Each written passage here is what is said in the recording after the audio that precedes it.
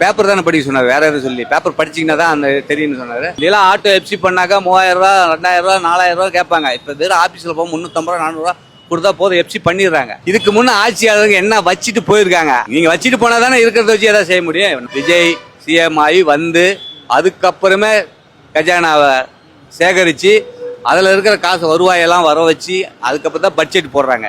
இருக்கிறதுக்கு தகுந்த மாதிரி சட்டியில் இருந்தால் தானே ஆப்பிக்கு வரும். சட்டியிலே இல்லையே.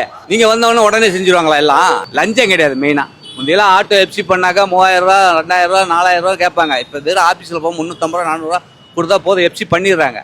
எந்த பக்கமும் லஞ்சம் கிடையாது. என்ன எவனாவது லஞ்சம் கேட்டா சொல்லுன்னு அவரு சொல்லிருக்காரு. எந்த சிஎம்ங்க சொல்லியிருக்காரு? எங்க இந்த மாதிரி ஓப்பனா பேசுறாங்களே, எந்த சிஎம் சொல்லியிருக்காரு யாராவது லஞ்சம் கேட்டா கொடுக்காதீங்க நான் இருக்கிறேன் அப்படின்னு சொல்லியிருக்காரு? எந்த சிஎம்ங்க சொல்லியிருக்காரு? காமராஜர் காலத்துல இருந்து காமராஜர் ஆட்சி நான் பார்த்தது கிடையாது. எம்ஜிஆர் ஆட்சி அப்ப நான் சின்ன பையன். இப்ப அந்த மாதிரி நடந்துகிட்டு வருதுன்னு சொல்றாங்க. அந்த காமராஜர் ஆட்சி, எம்ஜிஆர் ஆட்சி, அண்ணா ஆட்சி எல்லாம் நாங்க பார்த்ததில்ல. இப்ப அந்த மாதிரி இருக்கு. லஞ்சம் இல்லாத இருந்தாவே போதுங்க. விலைவாசி யாராவது பார்த்துக்கணும். லஞ்சம் இல்லாத இருந்தாவே போதும். மக்கள் நல்லா நிம்மதியா போயிட்டு நிம்மதியா வருவாங்க. இதை விட என்ன வேணும் இந்த நாட்டுக்கு?